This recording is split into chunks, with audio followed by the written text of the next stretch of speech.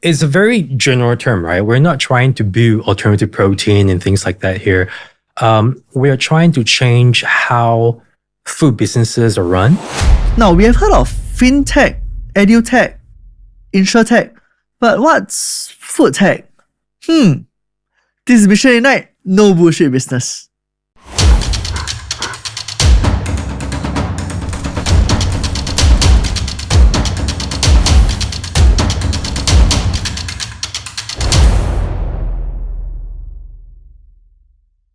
Hi, welcome to Mission Ignite.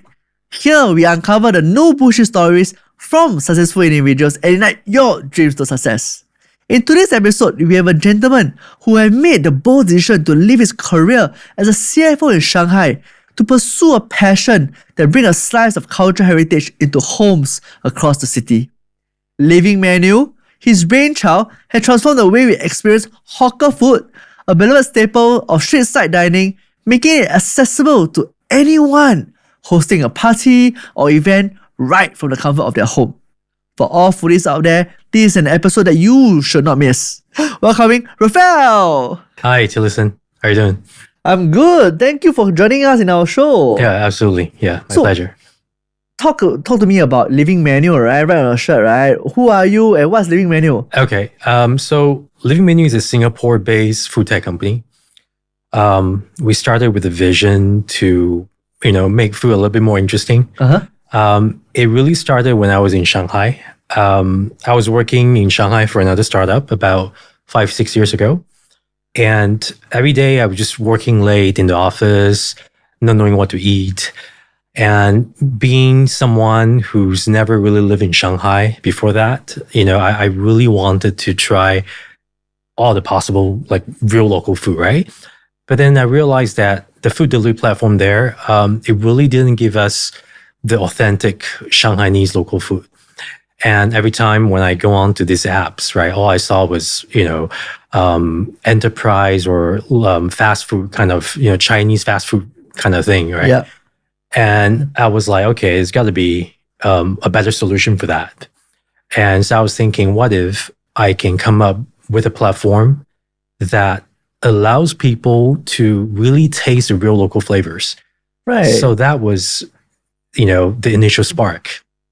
And so here I am today, trying to do that, from Singapore and hopefully to more countries after this. So help me understand here. So you mentioned food tech, right? What's that all about? Okay. So it's a very general term, right? We're not trying to build alternative protein and things like that here. We are trying to change how food businesses are run. For example, right? You look at a lot of the restaurants these days or hawkers these days, they tend to have underutilized hours before lunch or before dinner. And that really reduces their productivity. So we thought, what if we can come up with a new business structure or business model that maximize their productivity during these underutilized hours. And by doing that, we get to help these authentic, like I first mentioned, right? The key is how can we help these mom and pop or, family run restaurants?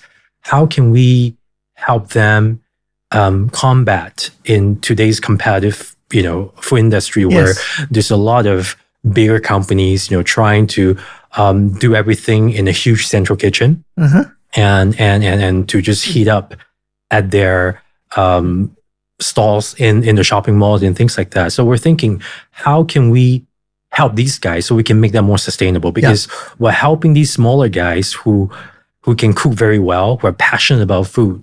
At the same time, we're helping customers as well. So that's how everything got started, right? So we're trying to figure out, is there a way we can change how food was produced, how food is transported, and how people go about selecting what they want to eat, whether it's on a daily basis or for events or things like that. So, yeah. So it's a very interesting concept, right? But I want to find out a little bit more because you talk about, bringing the local food and I understand that you support local, right? Yeah. So how do you bring those back? Because what do they in bento box or is it catering? Yeah. So we actually started before COVID, right? And we had to pivot a few times actually. Okay. And at first during COVID, we were actually trying to consolidate orders in each neighborhood. And so, for example, back then we were trying to serve people who live in Punggol, Right. and we give them, let's say, the best 8 hawker stall in Chinatown. So we sort of consolidate orders bulk and purchase, bulk purchase, yeah. and then we deliver, door to door. But post-COVID, we realized that there's a lot bigger demand. And in terms of our unit economy, it works in our favor when we started using the same similar model to serve corporate events or serve family events, for example, right? So let's say when you have a weekend party with, let's say, 15 of your friends, or there's a baby shower or a birthday party, you can order from us, and we actually literally and for example, right, let's say you wanted to have 8 dishes on your menu. The Hainanese chicken rice would come from a specialized Hainanese chicken rice stall, and it's like a gigantic And these are from bento your box. hawker. Some from hawkers, yeah. Right. Or, there are some of them from government hawkers, NE hawkers, some of them from kopitiam hawkers, right? Oh, wow. So, and obviously we work with restaurants as well. It really depends on you as a person. What is your preference? What is your budget? But yeah, so we literally just transport these food in gigantic, like sharing platter kind of boxes to you, right? And you get so for a party of 10 or 15, you get 8 gigantic boxes from us. Yeah. Right. Wow. So, and all these are from hawkers from all over Singapore and without any definite places, right? Yeah, technically speaking, yes. Currently we work with over 200 hawkers and restaurants. 200. Yeah. And I can choose any of the 200s. Technically, yes. But obviously for logistic optimization, we would try to make sure that it's not crazily spread out, right? You don't want to. It's not like you don't want to go to Woodlands and things like that. Yeah. Right. So there's some algorithm in the back end that help our guys to choose the best vendor to fulfill your service. I see. So is there a reason why you call it Livingmenu? Because your menu is ever changing? Yes, exactly. So like I mentioned, I thought it's very boring when you don't know what to eat every day, and you're like, if I go downstairs, I go to a coffee shop in Singapore, for example, it's always the 10 or 8 stalls. And I thought, what if we can come up with something where the menu is evolving and is based on your feedback. So, but obviously right now we are trying to execute it in the catering space, right? Because we see a lot of demand from businesses, from households as well for their weekend parties. So yeah, the idea is really ever-changing, evolving menu based on feedback. So, but when you do a customized menu, right? Isn't it more tedious? It is, and therefore you need to have a strong algorithm in the back end. So internally, our team, we would build algorithm to advise you based on your preferences, for example, so that when you come in with your inquiry, for example, we get to roughly understand what you're looking at, your budget range, your cuisine preferences and all that. And our algorithm will actually find the best match menu and then send them to you automatically. And then from that menu, you can then continuously do a lot of revisions or further customizations if you like. So walk through with me here for our viewers out there, right? Walk through with me here, right? So let's say I'm a consumer right now and I look for Livingmenu. What do? I go to a website. Yeah. I will click on the website and I look for the cuisine that I'm looking for. Yeah. Okay. It's very unconventional. Instead of having you look at 100 menus, for example, you only have to fill out a form. It will take it will take you probably a minute. Okay. Right. So let me know your event date, your number of packs, your budget range, your cuisine preference, dietary restriction, do you need halal, for example.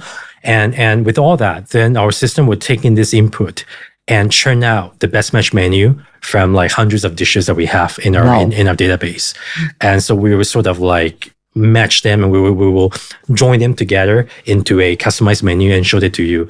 And the system continuously learn from customers' feedback, right? So let's say if I keep showing people this menu A, and keep getting rejected. People keep wanting to change bihun. They want laksa, for example. Yeah. Then we know, okay, we probably shouldn't, match you with the bihun. Maybe laksa is more popular. Give you laksa Yeah, straight. exactly. Right. So there is a learning algorithm that we're trying to build here. It's still early stage. We have our basic algorithm right now running, but there's still a long way to go. Like we intend to build this into like a really food-focused AI that can advise consumer on what to eat, right? And right now we're just doing it on catering level, but in the future, we'll try to do a lot more. Yeah. There you go, ladies and gentlemen. Food tech. So that's what food tech is all about. Yeah. Yep. So when someone cater, what is the range that usually you can range above? Because I think for normally buffet, you shouldn't be that expensive, right? But you mentioned that you also tie up with restaurants as well. Yeah. You'll be surprised, right? People have very different budget. There are people coming in with a $10 per person budget. Okay. There are also people coming with $100 per person budget, right? Right. And obviously, these two clients, they are looking for different things. They have different expectations. So that's also something that we try to do, and that's also our competitive edge. Because today, if you're running a food business itself, it's very important for you to find a positioning. Yes. Right. We talk about any of the great restaurants out there. They typically need to find, a certain price, a certain product or position in the market and try to dominate in the market, in that particular market, particular segment. But with Livingmenu, we try to serve the whole spectrum as much as possible. Right. Obviously, if you come in here and tell me you want to serve 30 people, but your budget is $3 per pax for a proper buffet lunch, that's not possible, to be honest. Just white rice. Yeah, exactly. So, but we try to cater, to as many different kind of preferences or budget range as possible. So that's what we do. And so with people who come in with $100 budgets, we will give them that, for example, lobsters, chili crab, that kind of stuff, right? They will come in with a $10, $15 kind of budget. It will be something more of a peasant food kind of menu, but it's still going to be good, right? We try to make sure the food is still decent, right? Based on and so ideally, we want to make sure when you come in, no matter what your budget is, we want to make sure that when you come in, for $15 or $20 per person, you get the best possible food based on that budget range that can get you. So that's it's a total worth for money kind of a menu. Yeah. But most people were like, no, look for a menu, and then the rest, okay, this is my budget, and the food came out, it's like, meh, so. But you try to work out local delights and give them the best out of their money itself. Yes. Well, that's very, very interesting. So now back to you, right, as a person itself. We mentioned that, when you were in Shanghai, right, you saw that there was this gap itself. So you started Livingmenu in Shanghai first, or was it in Singapore? No. I started Livingmenu in Singapore. I think in Shanghai, it was a great experience for me, but I just had the urge to start something on my own, right? I was actually a CFO of a startup in Shanghai. Obviously I learned a lot of stuff in Shanghai. It was an eye-opener for me as well. But I think, ultimately my decision to move back to Singapore is because sometimes when you're not a CEO, it's hard to make decisions. You have to get approvals and things like that, even though you're the second guy in command, right? So, and I'm the kind of guy that likes to make fast decisions because I believe that's what successful businesses are about. Okay. Is to be able to adapt really fast based on the latest information that you get. Right. So, and I thought, hey, there's still a gap in the market, right? No one is really solving this local food problem where you see a lot of local food businesses dying because the way they prepare the food, it was great, right? Take them hours to brew something, for example, but that productivity that they get, it's so much lower than big fast food restaurants, quick service restaurants. Yeah, very low. So, and I thought there's got to be a way that we can strike a balance to still allow this group of passionate chefs to continue doing cooking the food the way they used to cook, maybe from their grandparents, the same recipe, the same way of cooking. And there's got to be a way to help them sustain themselves, right? Because if you look at the rising rental everywhere in the world, it's going to be very hard for them without a solution. So we're trying to provide that. Yeah. So as an individual, was it tough for you to kicked this off, right, back in it's like 2016, right, where Livingmenu is actually 2018 when Livingmenu started off. Was it tough for you as an individual?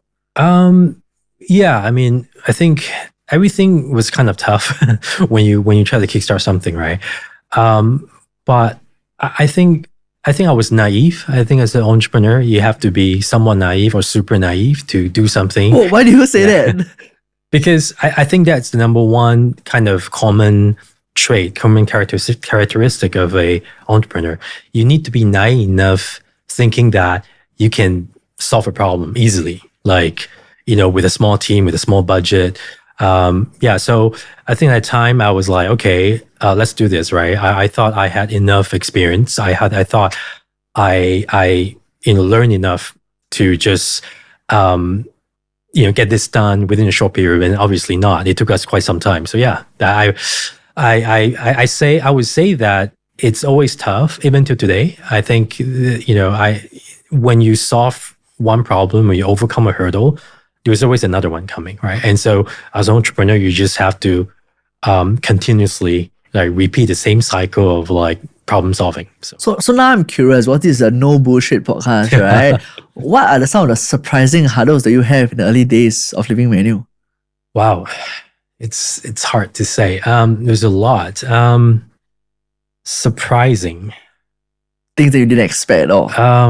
Things I didn't expect at all. COVID was obviously one of those crazy ordeal that happened to this world. But I thought I made a right decision when COVID happened, because I remember Livingmenu. At that time we got our catering license. We had a central kitchen furnished, and within 6 months COVID hit, and I was facing a very tough decision. Because I was just looking at statistics, right? Because I'm a number guy. So I was looking at SARS back in 2003. Yep. And how the pandemic at the time, how long it took the pandemic to kind of die down. And I look at the magnitude of COVID at that time. I thought this is going to be a year or more. Yeah. And it's crazy because everything's going to be shut down. And we were a very small business with very little budget, right? So I have to make a hard decision. I remember it was the day after DORSCON Orange. Oh, wow. That was February. Yes. Before we had a circuit breaker. Yeah. I think it was a day after DORSCON Orange. I had to make a hard decision and announce that I have to serve notice to a lot of my employees, which was a really tough decision because at the time, I thought we just got started. We had something going. We had a few B2B contracts. But all of a sudden, because of COVID, I had to make a hard decision. By that time, you were just thinking, you have, the company has to survive. You also have shareholders that you're accountable for, and yeah, so that was a very tough decision I had to make at that time, and that was definitely surprising considering I remember 2-3 weeks prior to DORSCON Orange, we're actually hitting new high with our sales. And suddenly it just, went to zero overnight. It just, all the orders got canceled because all the events got canceled. So when did Livingmenu start to pick back up again then? So after COVID, right, after circuit breakers, I knew that I have to pivot, right? If I focus on the asset heavy approach of having a central kitchen, it's not gonna do very well for us. So that was the central kitchen era. Yeah, when we actually invested in the central kitchen. Okay. And we built softwares to empower chefs to learn from customer feedback, to improve their dishes and all that. But at the time, it was an asset-heavy approach. And because we were such a small company with a very minimum runway that we had, and I knew that I had to pivot into SLI approach if I want to have a chance of surviving. So what approach again? Asset-light approach. Asset-light approach, yeah, right? Okay. Yeah. So basically, you don't want to have a lot of assets. Right. You don't want to have to pay crazy amount of rent every month just to get things going. Yeah. And that's when we're thinking, okay, we can go back to the foundation or the initial spirit of Livingmenu, which is to maybe work with external chef. that can help us because So they are like chef for hires, part-timers? So instead of using our own kitchen, then we started talking to hawkers, right? Because they have kitchens at that time. I think they were struggling as well. Because, so that's why you pivoted to the hawker side. Yeah. So it took us a few months to acquire a few hundred hawkers and then to build our own mobile apps and all that to get things going. And I think we launched our food delivery service about 5 months after the circuit breaker. Yeah. So I'm curious here, right? Without COVID, what do you think would have changed or remained the same with Livingmenu? I don't think of things like that. I think everything can be blessing in disguise. I think things happen, for a reason out of my control. So I would say that, even though at that time, back in those days, it was such a hard thing to take, and it was obviously it created obviously a lot of stress for us. But now when I look back in hindsight, I think it's fine because that gave me an opportunity to be better, to learn from the situation, or to learn from things that were not good enough. Right. And I'm grateful that, for all the hurdles or all the challenges that happened to us, I think that's just part of what you have to deal with as an entrepreneur. I see. So yeah, I never really thought of what would have happened. Obviously things would have been very different, because I would say that the Livingmenu model, it's evolving based on the market as well. So if we didn't have circuit breaker, if I didn't work with hawkers at the time, yeah, I'm pretty sure it might be somewhat different. But I don't know if it's going to be better or worse. I don't think of it that way. Yeah. So I caught a few things, but that said, since we talk about hindsight, right? Yeah. If there's anything that, based on hindsight, you could change or know about at the beginning, what will you have changed? I think it would be nice to be a bit less naive. Okay. Right. I think when we started, I think we straight away hired too many people, for example. In fact, we should have bootstrapped it slower to learn from the Singapore market better before we make bigger changes or before we implement something, right? Because there's obviously a lot of things you have to learn when you try to come up with the solutions that the market has never seen before. It takes time for the market to accept your solution, and it takes time for you to fine-tune your solution. So if I were to do this over again, obviously, I think the one thing I would do is I would do things a little bit slower. I would have a much smaller team. I would keep expenses to the minimum, and then just run a bunch of experiments to just iterate and until you find that product market fit, right? That you are confident enough that this is going to work. Then you start doing it. And obviously, once you find a product market fit, you will still have a lot of challenges. But I felt we could have done that better and reduce our burn significantly. Yeah. Right. So with that, the whole experience and all, I'm very curious as an individual, right? Any point in time you ever doubted your decision to actually leave Shanghai and build Livingmenu? Oh, not at all. I think I love what I'm doing at Livingmenu because I just like to learn. And when you are trying to solve a problem, especially as a CEO who get to make decisions, who get to see how things change and get this feedback immediately, it's great. It's something that money cannot buy you, something that school doesn't teach you. And I absolutely loved it. And I think to be a successful entrepreneur, you need to have that mentality to really treat every single challenge or hurdle as a window of opportunity for you to learn. Right. And so, yeah, I would say this is still a very, very good decision for me to leave Shanghai and come back to Singapore. Yeah. So that said, I think again in today's society, we talk about work-life balance, and because Livingmenu, right, is very much on food, and we all know that food is close to, well, not 24/7, but pretty much from breakfast, lunch, dinner, and it's pretty much the whole week, right? How do you balance your work-life balance then? Again, I don't think, I know it may sound like cliche. To me, if work is not work, then there's no question of work-life balance. To me, work is part of my life because it's enjoyable. I work really long hours, but it's something that if you enjoy it, then you integrate it as part of your life. Then you wouldn't feel like you're making a huge sacrifice or whatever. Because even though I do have kids, for example, I do want to spend time with them over the weekends. But I guess my mentality is that the stuff that I learned, one day I can impart my knowledge to them, and that is going to be something that money can buy. That I can actually, because of my hard work or because of the decisions I took to start something on my own, I actually get to pass on a lot of knowledges to my kids. So that's what drives me as well. Yeah. I see.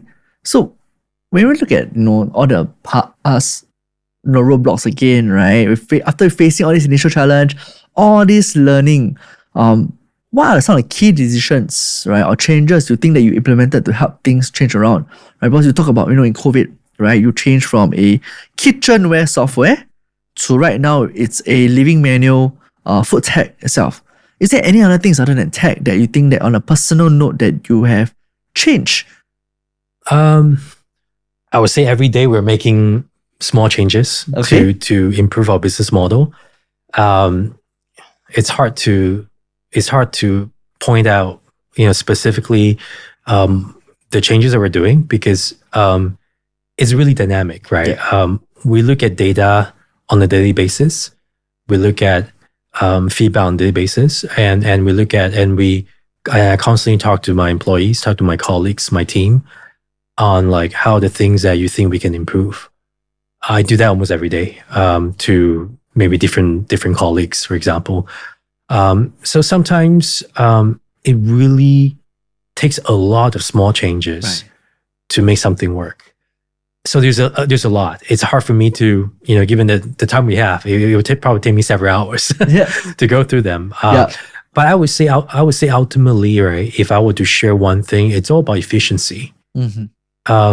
When you look at the business practices that you have right now, or whether your competitors' business practices, it's all about how you can make the process more efficient, how you can make your colleagues, your team work more efficiently. And so that's sort of the direction that we're taking on. When I ask my team, is there anything I can help you? I'm really trying to find out what are their pain points, because I believe that if I can solve the pain points of my own team, my own colleagues, one by one, then ultimately the model will be stronger. It will become a lot more scalable, right? And so that's the approach we take. Is ultimately in this world, we believe that it's all about efficiency. And if you have a team that can have 3 times, 5 times more output for the same amount of time given, then you have a winning formula.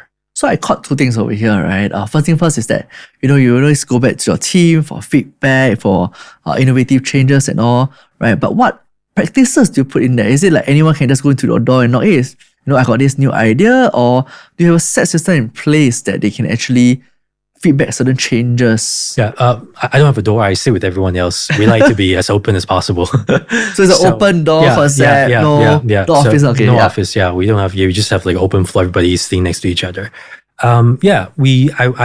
In fact, I would say that I go to people's table more often. I go to people's desks more often than people coming to my desk. I always make myself available, and I think as a leader that's very important, right? You want to make sure that they feel like they're being helped. They feel like you are trying to understand the pain points that they are facing. Of course, it's not always the case that I can solve it immediately. And I need to prioritize myself, right? Given the limited capacity that our team have and all that, and myself have. So I will analyze the situation and figure out who needs the most help at the particular juncture, and try to invest more time into solving a problem, because I know that, basically trying to identify where the bottleneck is and then try to move forward. So yeah, we we were very open. People can come to me anytime. I like that. One thing I hate is for people to not share with me the problem they are facing. And because I think that if you work for, the company and you want the company to be better, you will not keep things to yourself. You prefer open communication. You want to share that, even though, because people have different kind of characters, right? Some people don't like to introduce conflicts, right? They try to solve things by themselves, which is good intent. But, I think my style of working, my style of management is that I want people to be as open as possible. So I have a chance to learn. I have a chance to change.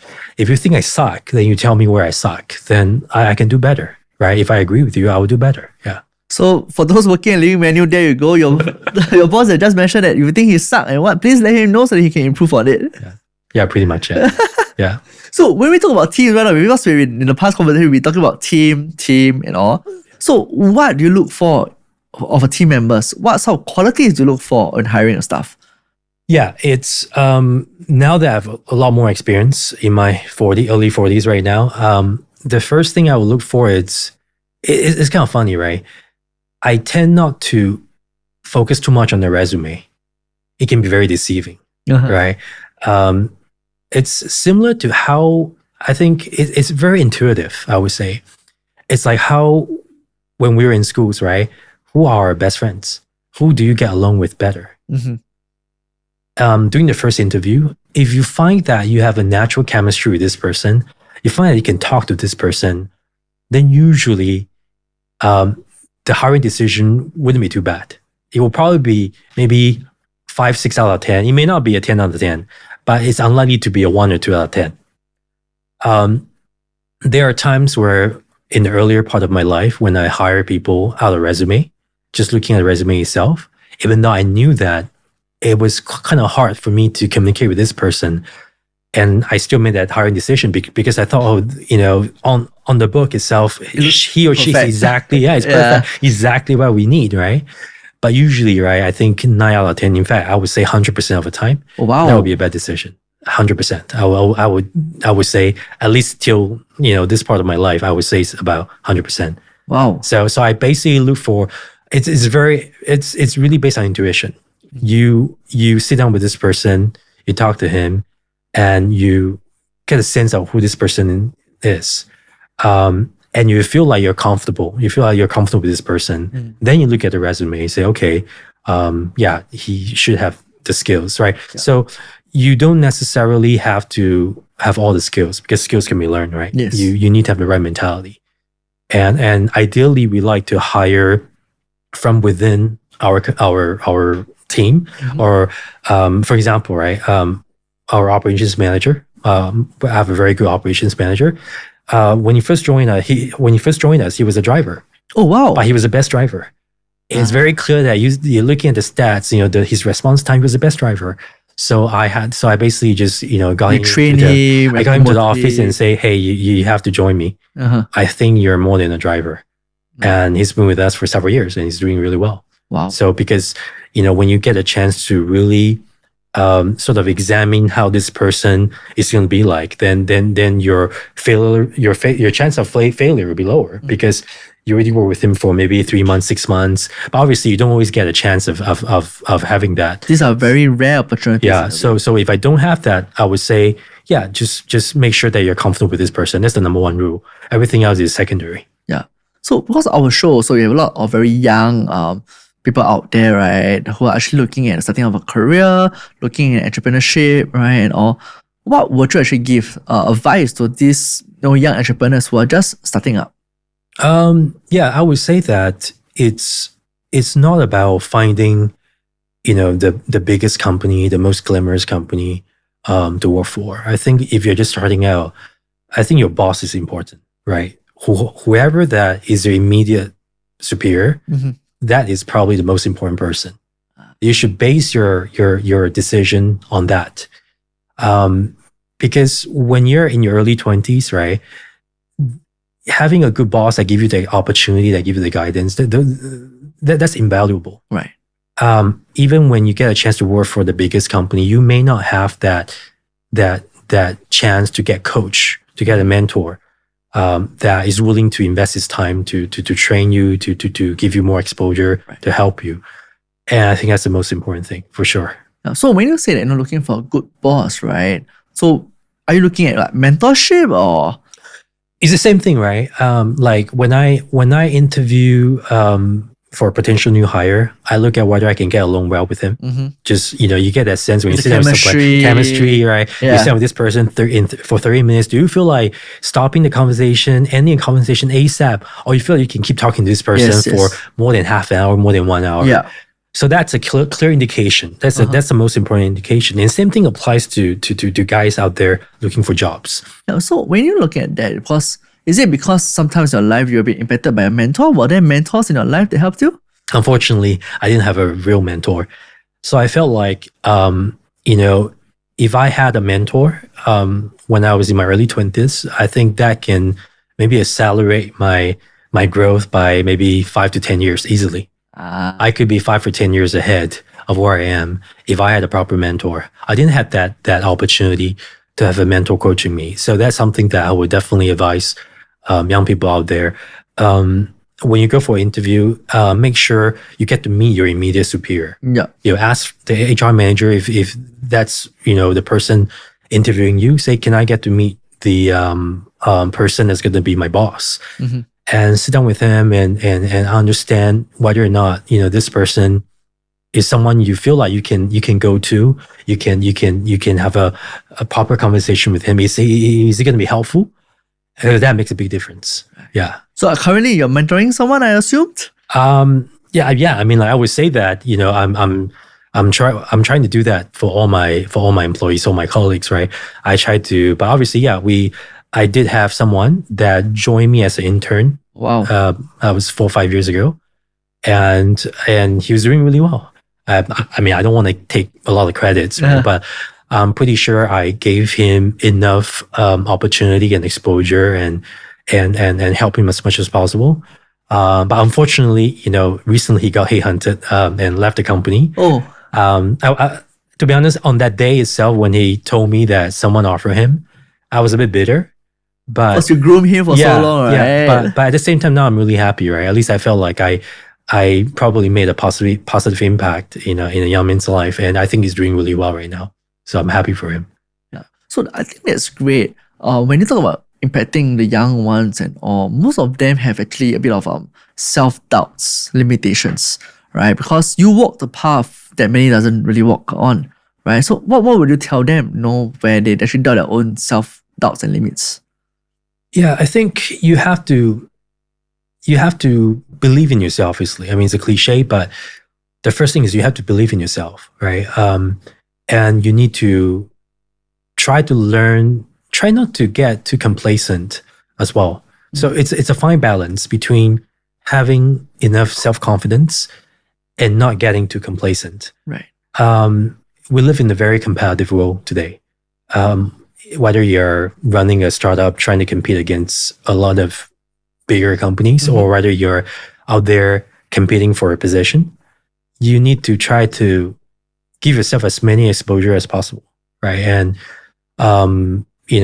so I would say try to learn from other people, even your friends, right? Try to give yourself an opportunity to do a lot of different things out there, because those things count. It's not just about putting things on your resume, right? It's about actually gaining that knowledge or experience from a bunch of even random stuff that you may potentially do, but you chose not to do because you think it's a waste of your time. Right. And so, because as you start doing more of these stuff, you get to know yourself more as well. So ultimately, a lot of young people, when, during their early 20s, they don't know what they want. They don't know what they're good at. Yes. So life is a process of, and that's the most important thing, actually, even for myself. You need to learn about yourself. Out of all the things you want to learn, learn about yourself. You need to know what you're capable of. What are the things that you enjoy doing? Then try to give yourself more exposure. Try to, see if you can be better in things you're interested in things that you enjoy doing. And that's very important, because if you take the wrong path, right? Again, it's about efficiency. Yes. if someone else is going to spend half the time that you're investing and do the same equal amount of jobs, then it's very hard for you to outperform him. So in the long run, you want to find something that for the amount of time invested, you can do like the best jobs possible compared to all the peers that you know. Yeah. Then that'll be a good start. So you mentioned quite a few times, right, that you should know about yourself, right? But that also comes in with habits, is that right? Yeah. Is there any key habits that you think the young one should have, or anyone who are looking for success should have? Yeah, actually, I'm not the best person to say that, because I wouldn't say I'm one of those people with like the best discipline, right? I don't have a proper routine every day, like waking up at 6 o'clock, go for a run, that kind of stuff. I'm not that kind of person, right? That is obviously very good, right? I admire people who can do that as well. So for me, I think habit is about being open-minded, right? Don't always take something. If you read something on a newspaper, or if someone tells you something, don't always be skeptical somewhat. Okay. Don't always take that as the absolute truth. So be curious. Be curious. Yeah. Be curious, right? And try to find out the answer yourself, right? Try to always, it's like, when someone tell you, when everyone's saying, it's definitely because of this or that, right? You may want to see if there's any other possibility. So if you always have this habit of, I guess that's a habit, right? So always have a habit of questioning, the truth in certain things or certain situations or certain decisions, then that will be quite good, because you have a chance to uncover something that other people may not know. And that can be something that gives you an edge, for example. Yeah. I see. So when you talk about, giving people an edge, and then you talk about, put yourself out there, right? One of the things that most of the people that talk about is, okay, maybe I should go networking, I should put myself out there to go and see what other certain opportunities are there. Is networking an important, element? Because, you do business, you've been in startups, right? As a CFO, you have to raise funds, even for the job in Shanghai, as well as Livingmenu. Is networking something? I think it's definitely important, but I have to confess that I don't do that very well. I don't do that very well because I had a lot of other things that I have to do that I feel like I can get more output from the same amount of time invested into doing that, right? So for example, if I'm thinking about, going to a networking event for 3 hours, for example, and if I have other things that require my attention for 3 hours and I know I can solve that problem for sure, I tend to lean towards, okay, I'm going to do that, right? Because going to networking is like a question mark, right? So there's a lot of uncertainty. Yeah. You may meet someone interesting, or you may meet nobody. Yeah. Right? But that is not good, I have to say. I think maybe I was quite lucky that along the way, I was able to meet important people, important investors that believe in me, supported me. But I would say that you definitely still need to invest quite a lot of time to go out there and to get to meet more people. But obviously, you're not expected to, it's not possible to impress everybody. But it's a number game. If you talk to 100 people, maybe you have 1 or 2 people that believe in you that can. But that's enough, right? 1 or 2 people that believe in you. Yeah. So if you don't have the luxury, or if you currently don't have anyone supporting you, you definitely have to do that, unfortunately. You have to put yourself out there so that hopefully you can find that one key stroke and that's it. Yeah, exactly. Yeah. I see. Yeah. So in our show, we always ask every guest, right? If there is one word that you give to all inspiring young entrepreneurs out there, or anyone who want to start out for success, what would that one word be, and why? I think it would be the word iterate. Yeah. Why? Because running a business, or doing certain things in life, it's a continuous process. It's a continuous learning process. It's really not possible, in my opinion, that you just wake up one day and you have the best solution in the world that no one has ever thought of. In order to be better at other people, whether it's in terms of competing candidates vying for the same position or companies. It's all about learning things faster. And so it's a continuous iteration where you try to iterate to based on the latest feedback or information that you get. So you get better and better and better. And ultimately, maybe after 100 or even 1,000 iteration. And I'm not exaggerating. You know, I think we probably have done a few hundred small iteration. Wow. Small things. Continuous improvements, yeah. And so I would say that it's all about that. You know, never get too content with what you have. You want to be paranoid. Even if you're very successful right now, you want to be paranoid that, you know, certain things may not work. You know, look at how AI changed so many things over the last few years, right? So, but it's okay now. We have food tech coming up. Yeah, I mean, I think we are trying to be on that bandwagon, obviously. But for a lot of people, right, it's a life-changing moment for them. Yeah. A lot of developers out there, for example, right? So never get too comfortable with what you have achieved. You know, life is a never-ending learning process. So iterate. Wow, awesome. There you go, guys. Right. So before we end this podcast, right, maybe I'll ask you to look at the camera and all and say that, is there any final message or any mantra that you live by, that additional advice that you want to give to our audience? Yeah, I think be naive, not overly naive. Be optimistic, and always take hurdles as an opportunity to learn. And if you can continuously iterate and always stand up after every single failure, you can keep doing that. And if your brain, if you can control your mind and accept that and take joys in those moments, then I think you will succeed. There you go, ladies and gentlemen.